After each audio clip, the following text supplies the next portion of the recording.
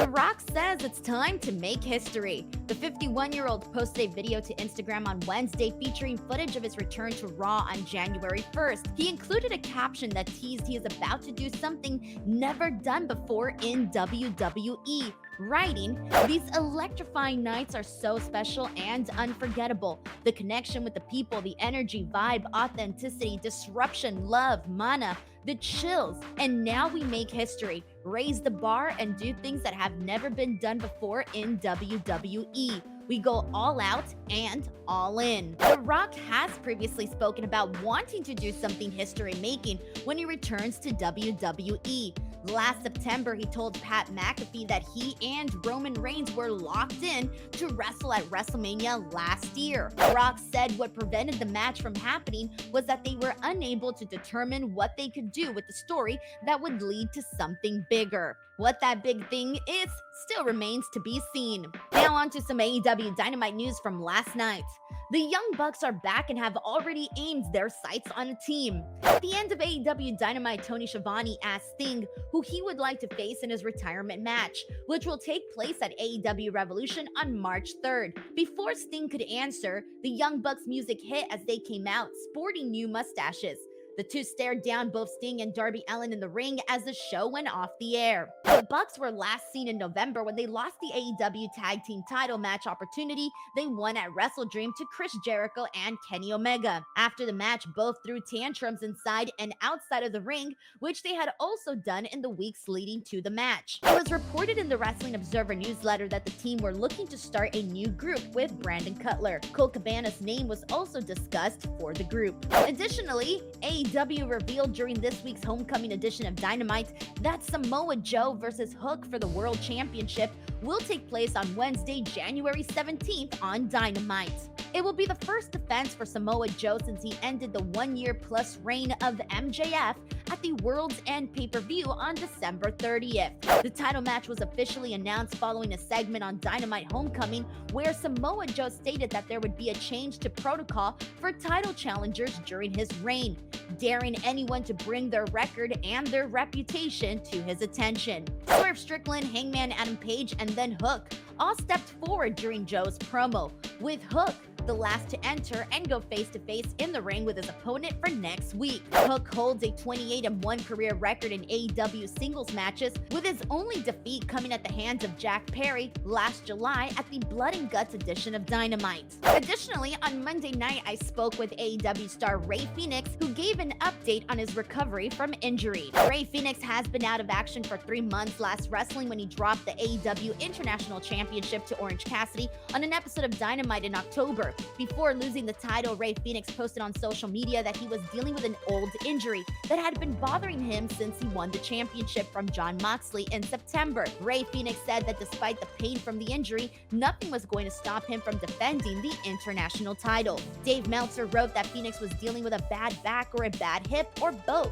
Rey Fenix then told me that he's working on his recovery and thinks that this is the worst injury he's ever had, but he hopes to return to the ring soon. Take a look. Ray, I also want to go ahead and ask if there's an update because the last time you posted on social media regarding your injury, I was wondering if you had an update on when we might be able to see you return in AEW and just how you're doing overall. We are working on the recovery. It's one of I think it's the worst injury, but I'm taking my time. I'm doing a good job in my recovery. I put everything with the doctors. I'm following the doctor line. I'm doing my best, and I think I can talk so much about, but soon I will be in the ring doing lucha libre, doing the thing make me so happy.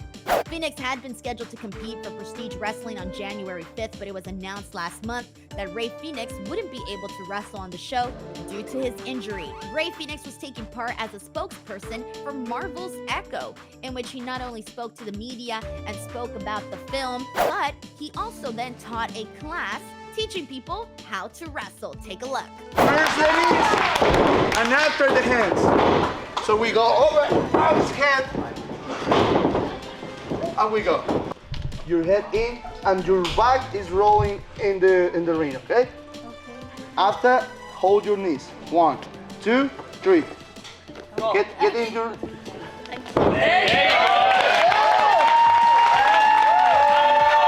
Fenix's Death Triangle stablemate Pac should also be back in the ring soon. Pac hasn't wrestled in nearly 6 months. Lucha stand-up Black Taurus is moving forward in his career as a free agent. On Thursday, he sent out a tweet thanking Lucha Libre AAA and noting that he'll be continuing his career as a free agent in both the United States and Mexico. The 38-year-old Black Taurus made his Ring of Honor debut last month, losing to AAA Mega Champion El Hijo del Vikingo at Final Battle 2023. The two then faced each other again on the Holiday Bash edition of AEW Rampage that aired on December 22nd. Dave Meltzer noted that the Vikingo vs. Taurus match performed better in ratings than most Rampage main events have done as of late. Black Taurus has also made regular appearances for Impact Wrestling in the United States in recent years. On to our next story. TNA has revealed its new World Championship title bout. With Impact Wrestling reverting to TNA branding beginning at Hard to Kill, the company is redesigning all of its belts to reflect the change. On Wednesday, Scott D'Amore presented champion Alex Shelley with his new TNA World Championship belt. The TNA Hard to Kill 2024 lineup includes TNA World Champion Alex Shelley defending against Moose, Knockouts champion Trinity defending against Jordan Grace, a three-way match for the X Division Championship in which Chris Sabin defends against Kushida and El Hijo del Vikingo. Ahead of this match, I spoke with Kushida about it. Here's what he had to say. Okay, so let's go ahead and get into Hard to Kill. So on January 13th in Las Vegas, we're going to be seeing a three-way match for the TNA X Division Championship. We just saw the new belt. It looks great. Chris Sabin defending against yourself and El Hijo del Vikingo. I have 2 questions for you in regards to this. The first one is, how excited are you for this matchup? And your thoughts on being in the ring with Vikingo? Yes, last night I saw the new TNA X Division Championship belt, so it looks so cool. I know that Vikingo is a new generation of wrestlers and a top runner of new era luchadores. I think it's amazing that he can move so much and no mistake, do high quality work for long time without getting injured. Winning the X Division title is valuable to me as it means I can continue to compete in different countries in different organizations. Additional matches include the 4-way match TNA Tag Team Champions Ace Austin and Chris Bay defending against the Rascals, the Grizzled Young Veterans, and Speedball Mike Bailey and Trent Seven. The Knockouts Ultimate X match Giselle Shaw versus Zaya Brookside versus Jody Threat versus Tasha Steeles versus Alicia Edward and Danny Luna. Additionally, we're also going to be seeing Josh Alexander versus Alex Hammerstone. And speaking of TNA wrestling, I spoke with Will Ospreay, who is wrestling Josh Alexander for a second time at their Snake Eyes event the day after Hard to Kill. Here's what he had to say. We're going to be having a match against Josh Alexander at Snake Eyes, and this is going to be your second time in the, having this match. For you, like you mentioned earlier, again, putting over Josh Alexander, he also has done this extraordinary body of work, especially when he was a champion. To mix it in with guys like Josh Alexander, what are your thoughts heading into the matchup? I mean, we all know right now this is probably 9 times out of 10 probably going to be my last TNA appearance. So now to go against Josh Alexander, like this is his test now for him to see, because what TNA need, every company has a world beater, every single one. You could say like with WWE, you could say it's Roman. With AEW, you could say it's Kenny. With New Japan, maybe it was me. Like, we need to find out who your world beater is. And I think this is his ultimate test because he's got one shot at this. He's got one shot to put down the best wrestler in the world today. And that's the main thing, is like, even though I am going to AEW, I care about the next step of what TNA is going to go through. So they need a guy who is willing to like take it and to be their guy, the world beater. So this is Josh Alexander's big chance now to like just go for it and just to try your head against the best in the world and see if you can put your shoulders to the mat. Last but not least, we closed it off with Will Ospreay talking about the great year he's had for 2023 and what we can expect from 2024. And that is that 2023. I mean, man, you had so many major moments. You signed with AEW. You wrestled at All In. I mean, that was freaking crazy. Your Wrestle Kingdom 17 match with Kenny Omega, Forbidden Door with Kenny Omega. That's just a couple of stuff. When you think of your year in 2023, what were your absolute favorite things about it, and how do you expect to top it with 2024? I had no expectation going into 2023. Like, after the Kenny match, I kind of just thought, I'm just going to take every opportunity that I could get and just stretch myself out as much as I could and challenge myself, because the world opened up at 2023, like the pandemic had vanished, and I felt like I was ready to test myself against the world. But like nothing, and I really do mean this, man, like nothing will ever feel as good walking down Wembley Stadium. Like nothing, like in my entire existence, of feeling like when there was wrestling in the UK that I was trying to rebuild, I was sometimes in venues with 200 people. And people messaging me all the time being like, you don't need to be doing these shows, and just being like, I want to do these shows. I want to do this because I've loved my country's wrestling scene for so long. Like, I still do love it. Love being a part of it so much. But feeling like maybe I'm not as big or not as known, and maybe like there's a reason why it's only 200 in the audience. Maybe like it's your stuff in Japan's good, but on a grander stage, no one knows who you are.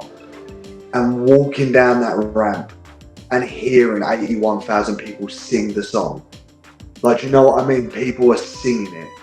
So like, and even if they like don't know who I am, or like even if it was like half didn't know, right? But then everyone's gonna go home being like, oh, I like that song that people were singing. Like, do you know what I mean? And just having the British flag on my shoulder and walking down representing every company that ever gave me an independent booking, every person that wrestled me on the shores, everyone that ever like backed me in any way, having my mum, my dad, my missus, my child, her family, my family and friends, all there for like one of the greatest moments, not only just in my career, but in my life, man. That will never ever like not stay with me.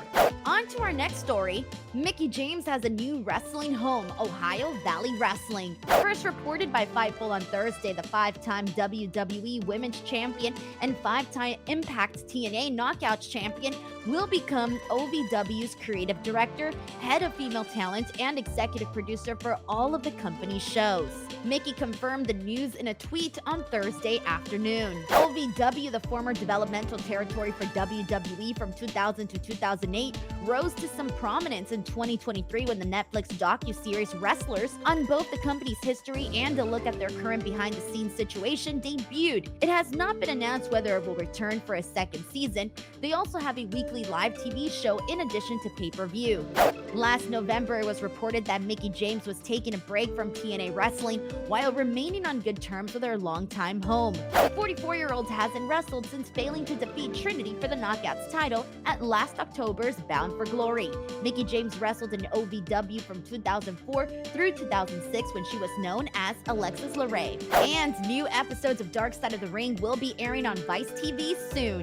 PW Insider reports that the Dark Side of the Ring has been renewed for a 5th season, and the current plan is for the season to premiere this March. Chris Jericho, who is the narrator for the series, has stated this past October that new episodes would be coming soon. The topics that will be covered in the new season haven't been revealed. Dark Side of the Ring sent out a tweet in August asking viewers which stories they would like to see covered in the next season.